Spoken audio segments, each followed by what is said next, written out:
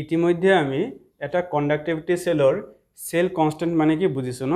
এটা পৰিবাহিতা কোষৰ কোষ ধ্ৰুৱক মানে কি আমি জানো। কি জানো? যেটা পৰিবাহিতা কোষৰ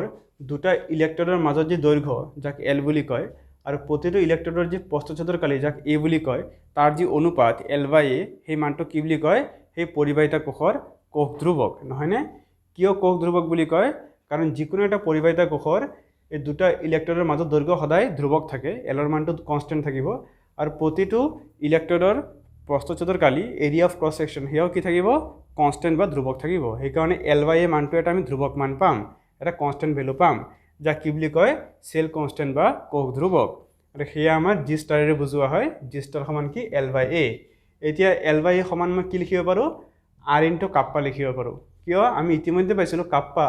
কণ্ডাক্টিভিটি বা পৰিবহনতা সমান সূত্ৰ কি? L/RA। গতিকে L/A সমান কি হ'ব? R into kappa. এই আমি সূত্ৰটা বনাই ল'ব পাৰোঁ। এতিয়া কথা হ'ল এটা পৰিবাহিতা কোষৰ বা এটা কণ্ডাক্টিভিটি সেলৰ এই সেল কনস্ট্যান্টৰ মান কিদৰে ওলাম? এটা উপায় কি আছে? আমি প্ৰেক্টিকেলি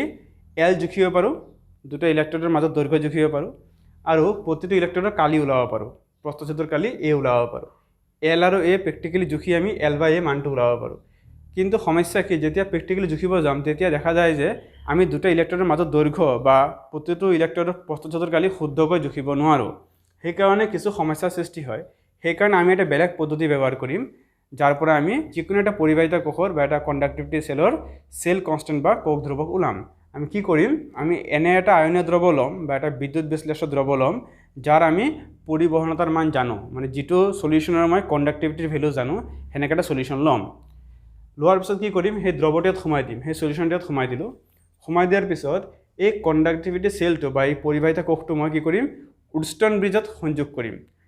আৰু আমি জানো উডষ্টন ব্ৰিজৰ পৰা আমি যিকোনো ৰোধকৰ ৰোধ ওলাব পাৰোঁ, যিকোনো ৰেজিষ্টাৰৰ ৰেজিষ্টেন্স ওলাব পাৰোঁ। গতিকে এই কণ্ডাক্টিভিটি সেলটো যেতিয়া মই উডষ্টন ব্ৰিজত সংযোগ কৰিম, তাৰ পৰা মই এই দ্ৰৱটোৰ মই ৰোধৰ মান ওলাব পাৰিম, এই সলিউশ্যনটোৰ মই ৰেজিষ্টেন্স গম পাই যাম। এতিয়া এই সূত্ৰত যদি মানটো বহাই দিওঁ, আৰৰ মান মই ওলালোঁ উডষ্টন ব্ৰিজৰ পৰা, আৰু কাপ্পাৰ মান মই জানোৱেই, গতিকে এইটো ইনটু কৰিলে কি ওলাই যাব? সেল কনস্ট্যান্ট ওলাই যাব। এইদৰে আমি এটা পৰিবাহিতা কোষৰ বা এটা কণ্ডাক্টিভিটি সেলৰ সেল কনস্ট্যান্ট ওলাই ল'ব পাৰোঁ। আৰু এইদৰে আমি এটা পৰিবাহিতা কোষৰ কোষ ধ্ৰুৱক ওলোৱাৰ পিছত আমি যিকোনো আয়নীয় দ্ৰৱৰ পৰিবহনতা ওলাব পাৰিম, কাৰণ যিকোনো পৰিবাহিতা কোষৰ কোষ ধ্ৰুৱকৰ মান সদায় একে থাকে। সেইকাৰণে মই যিকোনো এটা আয়নীয় দ্ৰৱ যেতিয়া পৰিবহনতা ওলাব যাম, মই কি কৰিম? সেই দ্ৰৱটো ইয়াত সোমাই দিম। সোমাই দিয়াৰ পিছত এই পৰিবাহিতা কোষটো মই উডষ্টন ব্ৰিজত সংযোগ কৰিম আৰু তাৰ পৰা মই ৰোধৰ মান গম পাম। আৰু ৰোধৰ মান গম পালে এইটো সূত্ৰত বহাই দিম, কাপ্পা সমান কি? জি ষ্টাৰ বাই R। জি ষ্টাৰ মই ইতিমধ্যে ওলাই থৈছিলোঁ, গতিকে জি ষ্টাৰ মান বহাই দিম আৰু উডষ্টন ব্ৰিজৰ পৰা মই ৰোধৰ মান গম পাম, এয়া ইয়াত বহাই দিম। এয়া হৰণ কৰিলে মই কি গম পাই যাম? কাপ্পাৰ মান গম পাই যাম। এইদৰে আমি যিকোনো এটা আয়নীয় দ্ৰৱৰ পৰিবহনতা ওলাব পাৰোঁ। আমি যেতিয়া এটা আয়নিক সলিউশ্যনৰ কণ্ডাক্টিভিটি ওলাব যাম, মই কি কৰিম? ফাৰ্ষ্টত সেই কণ্ডাক্টিভিটি সেলটোৰ মই সেল কনস্ট্যান্ট ওলাই ল'ম। আমি কিদৰে ওলাম? আমি এটা আয়নিক সলিউশ্যন ল'ম, যাৰ মই কণ্ডাক্টিভিটি জানো। সেই সলিউশ্যনটো ইয়াত ভৰাই দিম। ভৰাই দিয়াৰ পিছত এই কণ্ডাক্টিভিটি সেলটো মই উডষ্টন ব্ৰিজত কানেক্ট কৰিম। কানেক্ট কৰিলে সেই তাৰ পৰা মই এই সলিউশ্যনটোৰ ৰেজিষ্টেন্স গম পাই যাম। ৰেজিষ্টেন্স গম পোৱাৰ পিছত এই সূত্ৰত মই বহাই দিম। মই ৰেজিষ্টেন্স ওলাম আৰু কাপ্পাৰ ভ্যালু মই জানো, ইনটু কৰি মই কি গম পাই যাম? সেই সেলটোৰ সেল কনস্ট্যান্ট গম পাই যাম। আৰু যদি আবাৰ সেল কনস্ট্যান্ট ওলাই ল'ব পাৰোঁ, তেতিয়া মই যিকোনো আয়নিক সলিউশ্যনৰ কণ্ডাক্টিভিটি ওলাব পাৰিম। এতিয়া যদি মই আৰু এটা আয়নিক সলিউশ্যন লওঁ, যাৰ মোৰ কণ্ডাক্টিভিটি ওলাব লাগে, এতিয়া সেই সলিউশ্যনটো মই আকৌ কণ্ডাক্টিভিটি সেলত ভৰাই দিম। ভৰাই দি সেই সেলটো মই আকৌ এবাৰ উডষ্টন ব্ৰিজত সংযোগ কৰিম, কানেক্ট কৰি তাৰ পৰা মই ৰেজিষ্টেন্স গম পাম। আৰু ৰেজিষ্টেন্স গম পোৱাৰ পিছত মই এইটো ফৰ্মুলাত মই ভেলুকেইটা বহাই দিম, কাৰণ জি ষ্টাৰ মই অলৰেডি ওলাইছোঁ, বাই ৰেজিষ্টেন্সটো মই উডষ্টন ব্ৰিজৰ পৰা গম পাই যাম। ডিভাইড কৰিলে মই কাপ্পা ওলাই যাব। এইদৰে আমি যিকোনো এটা আয়নিক সলিউশ্যনৰ কণ্ডাক্টিভিটি ওলাব পাৰোঁ। এতিয়া কথা হ'ল, বিভিন্ন আয়নীয় দ্ৰৱৰ একেটা দ্ৰাৱকতে কিন্তু ভিন্ন ভিন্ন পৰিবহনতাৰ মান পোৱা যায়। আকৌ একেটা আয়নীয় দ্ৰৱৰে বেলেগ বেলেগ গাঢ়তাত পৰিবহনতাৰ মান ভিন্ন ভিন্ন হয়। Different type of electrolyte have different type of conductivity values on the same solvent or when dissolved in same solvent. Again, same type of electrolyte has different conductivity values depending upon the concentration of the solution. গতিকে বেলেগ বেলেগ আয়নীয় দ্রবর বিদ্যুৎ পরিবহন ক্ষমতা আমি কিদৰে তুলনা কৰিম যেহেতু প্ৰতিটো আয়নীয় দ্ৰবৰে পৰিবহনতা ভিন্ন ভিন্ন হয় আকৌ গাঢ়তাৰ সৈতে আকৌ পৰিবহনতা পৰিৱৰ্তন হয় গতিকে ভিন্ন ভিন্ন আয়নীয় দ্ৰবৰ বিদ্যুৎ পৰিবহন ক্ষমতা তুলনা কৰিবলৈ এটা নতুন এটা ভৌতিক ৰাশি আমি লৈ লওঁ যাক কি বুলি কয় মোলাৰ পৰিবাহিতা ডিফাৰেণ্ট ইলেক্ট্ৰলাইটৰ মাজত যেতিয়া আমি কম্পেয়াৰ কৰিম যে কোনটোৰ কণ্ডাক্টিভিটি বেছি বা কোনটোৰ মাজত ইজিলি ইলেক্ট্ৰিচিটি ফ্লো হ'ব পাৰে মই কেনেকৈ কম্পেয়াৰ কৰিম সেই কম্পেয়াৰ কৰিবলৈ এটা ফিজিকেল কোৱান্টিটি লোৱা যায় যাক কি বুলি কয় মোলাৰ কণ্ডাক্টিভিটি বা মোলাৰ পৰিবাহিতা ইয়াত তুমি চাবা মোলাৰ কণ্ডাক্টিভিটি বুলি লিখিছে একচুৱেলি এইটো মোলাৰ কণ্ডাক্টেন্স হয় কিছুমান বুকত মোলাৰ কণ্ডাক্টেন্স আছে ইয়াত কিন্তু যদিও মোলাৰ কণ্ডাক্টিভিটি লিখিছে ইয়াত কিন্তু কণ্ডাক্টেন্সে বুজাই আছে সেইকাৰণে অসমীয়া চোৱা পৰিবাহিতা লিখিছে পৰিবহনতা লিখা নাই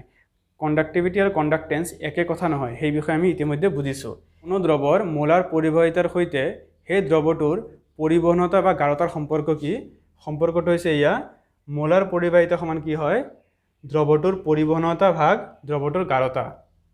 এটা সলিউশনৰ মোলাৰ কণ্ডাক্টিভিটি কিদৰে ওলায় সলিউশনটোৰ কণ্ডাক্টিভিটি বাই কনচেন্ট্ৰেশ্যন ইয়াত মোলাৰ কণ্ডাক্টিভিটি এই চিম্বলটোৰে বুজোৱা হয় ইয়াক ল্যামডা বুলি কয় ল্যামডা এম এইটো কেপিটেল ল্যামডা আৰু স্মল ল্যামডা হৈছে এইদৰে লিখা হয় নহয়নে আমি জানো গতিকে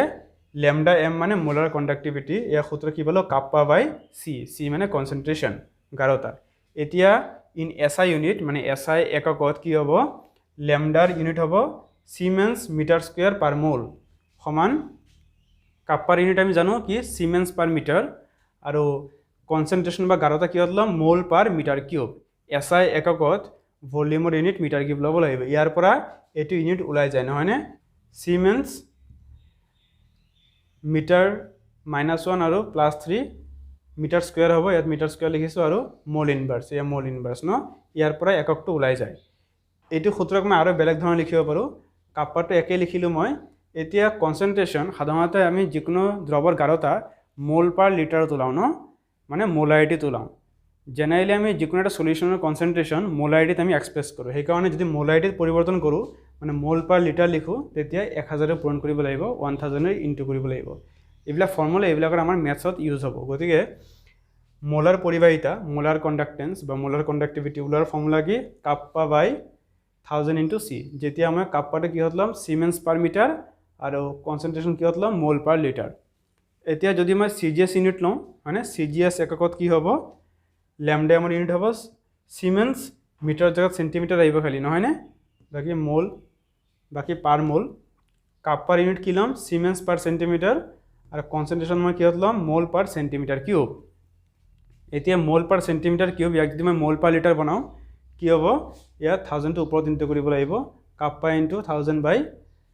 কনচেন্ট্ৰেশ্যনটো ইন মোল পাৰ লিটাৰ ইয়াত দুয়োটা কনচেন্ট্ৰেশ্যন মই মোল পাৰ লিটাৰ বা মোলাৰিটিত ওলাই লৈছোঁ কাৰণ সাধাৰণতে মেথছবিলাকত আমাৰ এটা দ্ৰৱৰ গাঢ়তা মোলাৰিটিত দিয়া থাকে মোল পাৰ লিটাৰত দিয়া থাকে এতিয়া ল্যামডা এম বা মোলাৰ কণ্ডাক্টিভিটিৰ এসআই ইউনিট আৰু সিজিএস ইউনিটৰ মাজৰ এটা ৰিলেশ্যন তলত লিখা আছে 1 সিমেন্স মিটাৰ স্কয়াৰ পাৰ মোল সমান কি হয় 10 to the power 4 siemens centimetre square per mole এটা ৰিলেশ্যন এই ৰিলেশ্যনটো আমাৰ দৰকাৰ হ'ব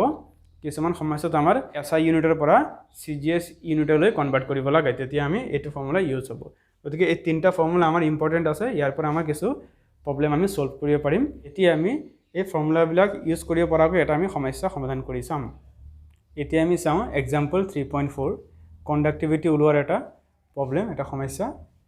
ইয়াত কি আছে কোৱেশ্চনটো মই লিখা নাই অকমান বুজাই দিওঁ কোৱেশ্চনটো কি আছে দুটা সলিউশন দিয়া আছে দুটা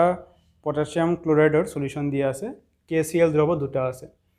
এটা দ্ৰৱৰ গাঢ়তা আছে 0.1 মোল পাৰ লিটাৰ আৰু এই দ্ৰৱৰ যেতিয়া মই এটা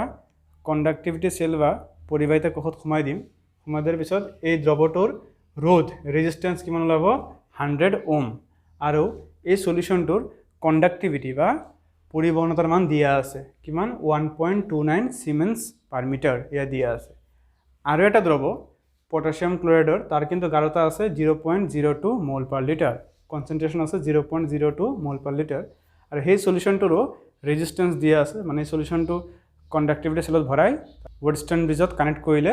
সেই সলিউশনটোৰ ৰেজিস্ট্যান্স কিমান পাম 520 ওম এটা কি কৰিব লাগে সেই 0.02 মোল পাৰ লিটাৰ সলিউশনটোৰ কণ্ডাক্টিভিটি ওলাব লাগে পৰিবহনতা ওলাব লাগে লগতে সেই দ্ৰৱটোৰ তোমাৰ মোলাৰ পৰিবাহিতা মোলাৰ কণ্ডাক্টিভিটি ওলাব লাগে ঠিক আছে একদম সহজ অঙ্ক আমি লিখি লৈছোঁ কি দিয়া আছে এইবোৰ লিখি লৈছোঁ নহয়নে এতিয়া ফাৰ্ষ্ট আমি কি কৰিম ইয়াত যিবোৰ মান দিয়া আছে এই মানবোৰ ব্যৱহাৰ কৰি মই আগতে সেই সেলটোৰ মই সেল কনস্ট্যান্ট ওলাই লম জি ষ্টাৰৰ মান ওলাই লম এয়া লিখিছোঁ মই cell constant of the conductivity cell এই পৰিবাহিতা কোষটোৰ কোষ ধ্ৰুৱক মানে জি ষ্টাৰৰ মান জি ষ্টাৰ সূত্ৰ কি আছিলে R * কাপ্পা ন গতিকে ইয়াত 0.1 মোল পাৰ লিটাৰ দ্ৰৱটোৰ ক্ষেত্ৰত ৰোধ দিয়া আছিল ৰেজিস্ট্যান্স দিয়া আছিল আৰু কণ্ডাক্টিভিটি লিখা আছিল কাপ্পাৰ ভ্যালু দিয়া আছিল এই দুটা ভ্যালুৰ পৰা মই এই কণ্ডাক্টিভিটি সেলটোৰ সেল কনস্ট্যান্ট ওলাব পাৰিম গতিকে সেল কনস্ট্যান্ট ওলালো R * কাপ্পা R1 কাপ্পা 1 মই 1 দিছো মানে তো 1 নম্বৰ দ্ৰৱ এটা 2 নম্বৰ দ্ৰৱ নিজৰ সুবিধাৰ কাৰণে দি লৈছো মই একো নাই তো R আৰু কাপ্পাৰ ভ্যালু লিখি মই কি ওলাই গল জি ষ্টাৰৰ মান ওলাই গল সেল কনস্ট্যান্ট ওলাই গল আৰু আমি জানো সেল কনস্ট্যান্ট সদায় কি থাকে কনস্ট্যান্ট থাকে এতিয়া মই এই দ্ৰৱৰ ক্ষেত্ৰতো সেল কনস্ট্যান্টৰ মানটো ইউজ কৰিব পাৰিম এতিয়া মই লিখিম কণ্ডাক্টিভিটি অফ দা 0.02 মোল পাৰ লিটাৰ KCl সলিউশন 0.02 মোল পাৰ লিটাৰ KCl দ্ৰৱৰ পৰিবহনতা কণ্ডাক্টিভিটি সূত্ৰ কি আমি জানো কাপ্পা সমান কি G ষ্টাৰ বাই R এখিনি ইতিমধ্যে আমি কৈছিলো গতিকে G ষ্টাৰৰ মান বহাই দিলো আৰু R2 0.02 মোল পাৰ লিটাৰ দ্ৰৱৰ কাৰণে ৰেজিস্ট্যান্স কিমান লিখা আছে ৰোধ 520 ওহম এয়া 520 লিখি দিছো 520 ওহম আৰু ইয়াত আছে তোমাৰ পাৰ মিটাৰ কম্বাইন কি হল সিমেন্স পাৰ মিটাৰ ঠিক আছে এখন ডিভাইড কৰি ভ্যালুটো ওলাই গল 0.248 সিমেন্স পাৰ মিটাৰ এই আমাৰ 0.02 মোল পাৰ লিটাৰ দ্ৰৱৰ পৰিবহনতা 0.02 মোল পাৰ লিটাৰ KCl সলিউশনটোৰ কণ্ডাক্টিভিটি ওলাই গল এতিয়া এই সলিউশনটো কি লাগিব মোলাৰ কণ্ডাক্টিভিটি মোলাৰ পৰিবাহিতা তাৰ সূত্ৰ আমি জানো যদি SI এককত থাকে এই SI এককত আছে না কাপ্পাৰ ভ্যালু গতিকে SI এককৰ সূত্ৰটো ব্যৱহাৰ কৰিম সূত্ৰটো কি আছিল কাপ্পা বাই 1000 ইনটু কনসেন্ট্রেশনটো কি হত মোল পার লিটার ইয়াত কনসেন্ট্রেশন কি হত লিখা আছে আমার মোল পার লিটাৰত আছে সেইকাৰণে মই এইটো সূত্ৰ ব্যৱহাৰ কৰিছো ইয়াত কাপ্পাৰ মানটো বহাই দিছো 1000 আৰু কনসেন্ট্ৰেশন মানে গাঢ়তা কি দিছে মোল পাৰ লিটাৰ দিয়া আছে 0.02 গতিকে হিসাব কৰি কি ওলাই গল 1.24 into 10 to the power -2 siemens metre square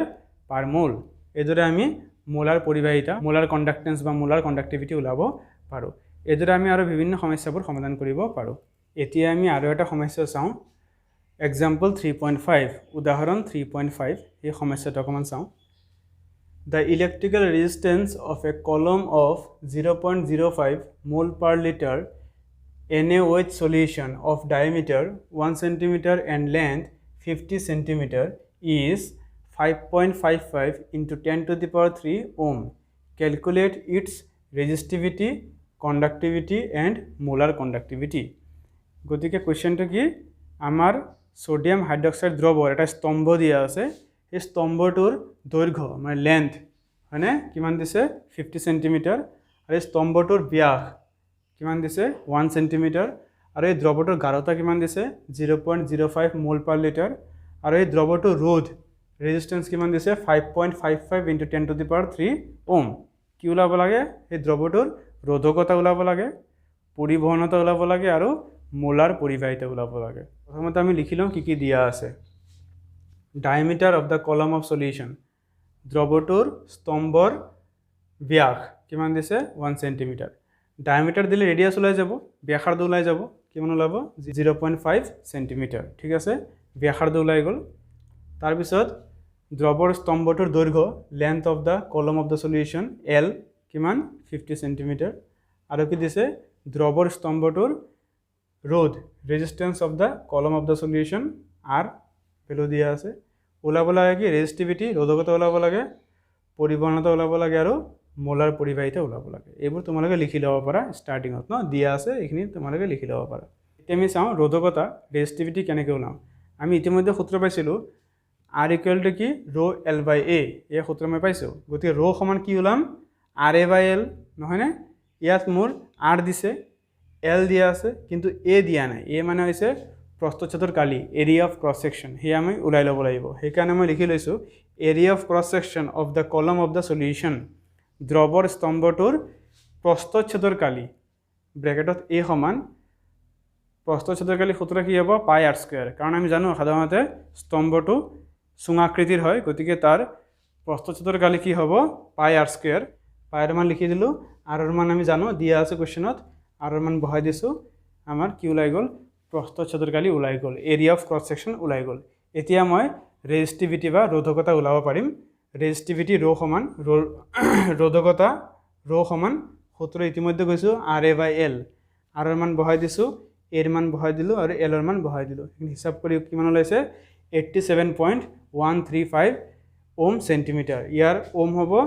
ইয়ার কি হব সেন্টিমিটার স্কয়ার ইয়ার সেন্টিমিটার সেন্টিমিটার লগত সেন্টিমিটার স্কয়ার ক্যান্সেল হলে এটা সেন্টিমিটার থাকি যাব সেখানে একক কি হব ওম সেন্টিমিটার এনে আমি জানো মানে রোধকতার একক আমি পাইছিলোঁ CGS ত ওম সেন্টিমিটার আৰু SI ত কি হয় ওম মিটাৰ এতিয়া ওলাব লাগে মোৰ কন্ডাক্টিভিটি পৰিবহনতা আৰু আমি জানো ৰোধকতাৰ বিপৰীত হৈছে পৰিবহনতা কন্ডাক্টিভিটি হৈছে ৰেচিপ্ৰকেল অফ ৰেজিষ্টিভিটি ইজ কল্ড কন্ডাক্টিভিটি সেইকাৰণে কন্ডাক্টিভিটি কাপ্পা সমান কি লিখিম 1/ρ ন এইখিনি আমি ইতিমধ্যে জানো গতিকে 1/ρ ৰ ভ্যালু বহাই দিছো ৰোধকতাৰ মান বহাই দিছো ভাগ কৰি উত্তৰ ওলাই গল 0.011 সিমেন্স পাৰ সেন্টিমিটাৰ কাৰণ ওম ইনভাৰ্স টু সিমেন্স বুলি কয় আৰু পাৰ সেন্টিমিটাৰ লিখা আছে গতিকে আমাৰ কাপ্পাৰ ভ্যালু ওলাই গল এতিয়া কি ওলাব লাগে মোৰ মোলাৰ পৰিবাহিতা মোলাৰ কন্ডাক্টিভিটি এতিয়া মোলাৰ কন্ডাক্টিভিটিৰ সূত্ৰ দুটা আছিল ন SI এককত বেলেগ আছিল আৰু CGS এককত বেলেগ আছিল আমি কোনটো লম আমি চাম যে কাপ্পাৰ একক কি হত ওলাইছে CGS এককত ওলাইছে এখানে মই CGS একক থকা সূত্ৰটো লম গতিকে মোলাৰ কন্ডাক্টিভিটি ল্যামডা m সমান মই CGS একক থকা সূত্ৰটো লৈছো কাপ্পাটো সিমেন্স পার সেন্টিমিটার ইনটু 1000 বাই কনসেন্ট্রেশন গাঢ়তা কি হত লব লাগে মোল পার লিটার নহয় নে আৰু এনে দ্ৰৱটোৰ গাঢ়তা কি দিয়া আছে মোল পাৰ লিটাৰত দিয়া আছে গতিকে কাপ্পাৰ মান বহাই দিলো 1000 লিখিলো আৰু দ্ৰৱটোৰ গাঢ়তা দিয়া আছিল কিমান 0.05 মোল পাৰ লিটাৰ ইয়া বহাই দিছো এখিনি হিসাব কৰি ইউনিট কি ওলাই গল সিমেন্স সেন্টিমিটাৰ স্কয়াৰ পাৰ মোল এখিনি হিসাব কৰি কি আহিছে 229.6 সিমেন্স সেন্টিমিটাৰ স্কয়াৰ পাৰ মোল এইদৰে আমি মোলাৰ পৰিবাহিতা ওলাব পাৰো আৰু যদি কেতিয়াবা হেইটো SI এককত লাগে কি কৰিম আমি ইতিমধ্যে সম্পৰ্ক পাইছিলো নহয় SI এককৰ লগত CGS এককৰ সম্বন্ধ পাইছিলো যদি মই টক SI একক বনাবলৈ কি কৰিম মই ইয়াৰ লগত 10 টু দি পাৱাৰ -4 ৰে ইনটু কৰিম তেতিয়া এটো কি হৈ যাব সিমেন্স মিটাৰ স্কয়াৰ পাৰ মোল হৈ যাব যদি কেতিয়াবা কোৱেশ্চনত SI এককত মান ওলাব লাগে তো CGS এককত ওলালে মই SI একক বনাব পাৰিম বা SI একৰ পৰা মই CGS একক বনাই ল'ব পাৰিম গতিকে এনে ধৰণৰ আৰু কিছু সমস্যা আমাৰ কিতাপত আছে আমাৰ অনুশীলনীত দুটা কোৱেশ্চন আছে তোমালোকে দুটা কোৱেশ্চন কৰিবা আৰু মোক দেখাবা কোৱেশ্চন নম্বৰ হৈছে 3.8 আৰু 3.9 এই দুটা কোৱেশ্চন তোমালোকে ঘৰত কৰিবা আমাৰ অনুশীলনীৰ 3.8 আৰু 3.9 এই দুটা সমস্যা আমি এই সূত্ৰবোৰ ব্যৱহাৰ কৰি সমাধান কৰিব পাৰিম গতিকে তোমালোকে কৰি মোক দেখুৱাবা